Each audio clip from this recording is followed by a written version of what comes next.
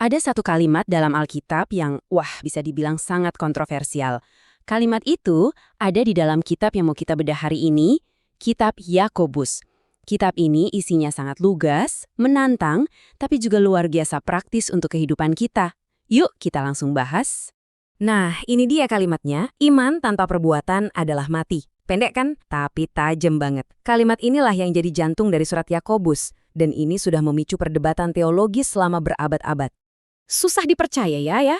Cuman satu kalimat ini, tapi bisa memicu perdebatan yang sehebat itu.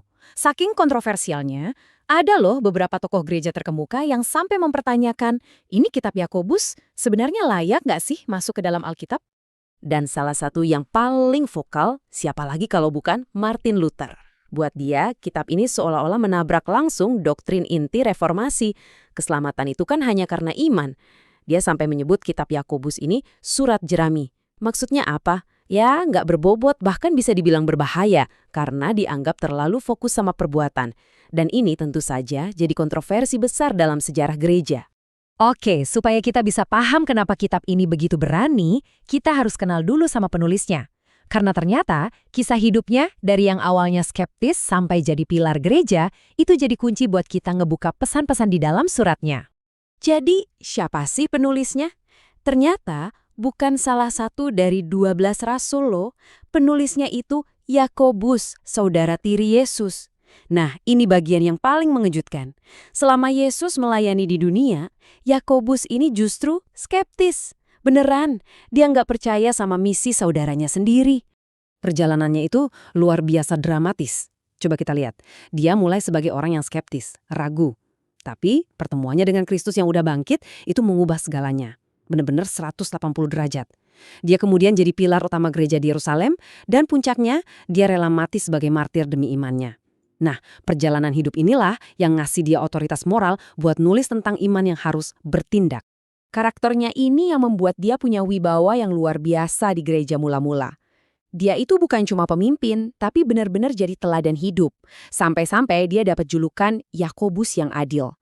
Dan ini bukan gelar kosong ya. Ini adalah cerminan rasa hormat yang mendalam banget dari orang-orang di sekitarnya. Bahkan, ada cerita kuno yang luar biasa tentang dia. Katanya nih, dia dijuluki si lutut unta. Kenapa? Karena dia menghabiskan begitu banyak waktu berlutut untuk berdoa, sampai-sampai lututnya itu kapalan dan jadi sekeras lutut unta. Kebayangkan? Ini gambaran yang kuat banget tentang betapa total devosinya. Oke, sekarang kita balik lagi ke teka-teki teologis yang utama tadi.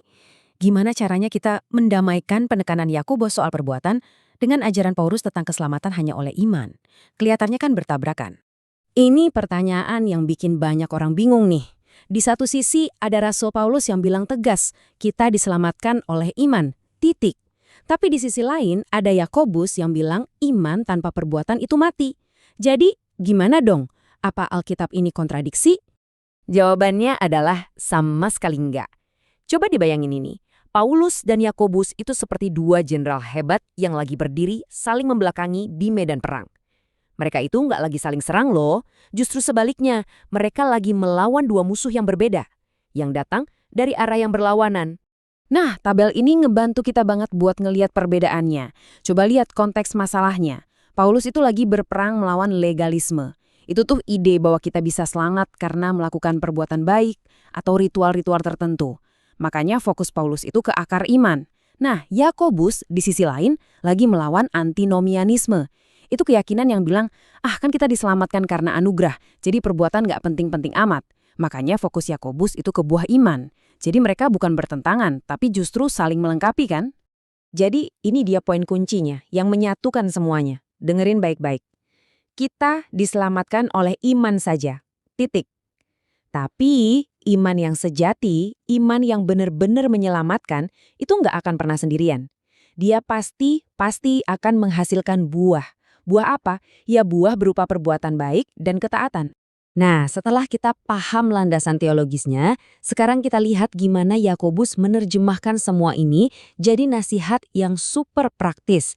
Kitab ini tuh kayak semacam cetak biru atau panduan buat iman yang benar-benar hidup sehari-hari. Yakobus langsung mulai dengan sesuatu yang radikal banget. Dia bilang, anggaplah sebagai kebahagiaan kalau kamu lagi kena cobaan. Hah, gimana ceritanya? Ya karena bagi Yakobus, kesulitan itu bukan penghalang. Justru sebaliknya, itu adalah alat yang Tuhan pakai buat memurnikan karakter kita, buat kita jadi lebih dewasa secara rohani. Terus, Yakobus pakai analogi cermin yang cerdas banget. Gini, dengerin firman Tuhan itu katanya kayak kita lagi ngaca. Kita lihat diri kita apa adanya kan? Lengkap sama semua kekurangannya. Nah, pertanyaannya, setelah ngaca, kita bakal langsung pergi dan lupa sama apa yang kita lihat, atau kita bakal bertindak, bersih-bersih, benerin apa yang kurang. Itulah bedanya antara orang yang cuma dengerin firman sama orang yang melakukan firman. Yakobus juga membedakan dua jenis hikmat. Ada hikmat dari bawah yang asalnya dari dunia ini. Isinya ambisi egois, iri hati, dan ujung-ujungnya pasti kekacauan. Terus ada hikmat dari atas. Yang ini murni, penuh damai dan menghasilkan kebenaran. Nah, pilihannya ada di kita. Mau pakai hikmat yang mana? Soal keadilan sosial, wah, Yakobus ini keras banget. Dia melarang keras gereja buat membeda-bedakan orang cuma karena status ekonominya. Jangan sampai, katanya, kita lebih mihak ke orang kaya, terus ngabaikan yang miskin. Karena buat dia, iman yang sejati itu harus kelihatan dari kasih yang gak pandang bulu dan kepedulian yang nyata buat mereka yang tersisihkan. Oke, sebagai penutup, mari kita hubungkan semua ini kembali ke sumber utamanya. Ajaran dari saudaranya sendiri, yaitu Yesus. Kita bakal lihat betapa dalamnya Yakobus ini menyerap dan menghidupi pesan-pesan inti dari kerajaan Allah. Lihat deh tabel ini. Kesejajarannya luar biasa kan? Yakobus itu ternyata nggak menciptakan teologi baru. Dia itu justru mengambil ajaran inti dari khotbah di bukit. Itu loh khotbah saudaranya yang paling terkenal. Terus dia terjemahin jadi instruksi-instruksi praktis yang super jelas dan tajam buat kehidupan kita sehari-hari. Dan akhirnya kita kembali lagi ke titik awal.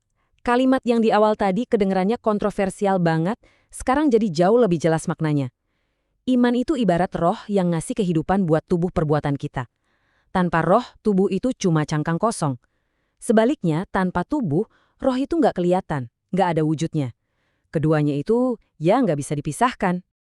Jadi, pada akhirnya, surat Yakobus ini fungsinya persis seperti cermin buat kita semua. Cermin yang menantang kita buat gak cuma ngomongin apa yang kita percaya, tapi bener-bener ngecek, hidup kita ini mencerminkan itu semua nggak sih? Jadi pertanyaannya sekarang bukan lagi, apakah Anda punya iman? Tapi, apakah iman Anda itu hidup?